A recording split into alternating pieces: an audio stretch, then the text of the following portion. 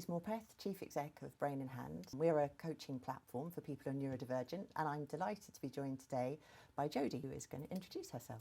Hello, thanks for the introduction. I'm Jodie Hill and I'm the Managing Partner of Thrive Law, and I'm also neurodivergent myself. I specialise in employment law with a real focus around neurodivergence and disability at work, and I've recently co-authored and supported ACAS with their new neurodiversity guidance.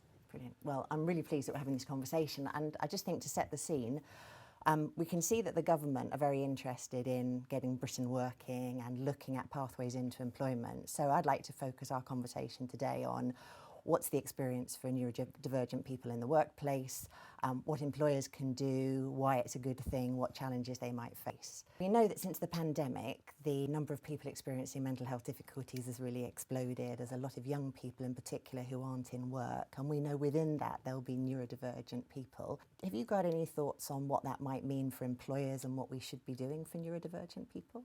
Certainly, from my own perspective, I found out in lockdown that I was neurodivergent, so I know that there's certainly been an increase in awareness around this topic, but there's also the fact that a lot of people who are neurodivergent are also struggling with their mental health or may have other disabilities, and most people who are neurodivergent might have more than one divergence. So really putting them, in my view, in quite a vulnerable position when we think about the future of work. And so employers really need to be much more intentional about how they educate on the point of neurodivergence from an individual perspective, but also their managers. So the implications of not doing that is that that demographic that I've just described are the most vulnerable, and they're the ones that are likely to then leave the workplace.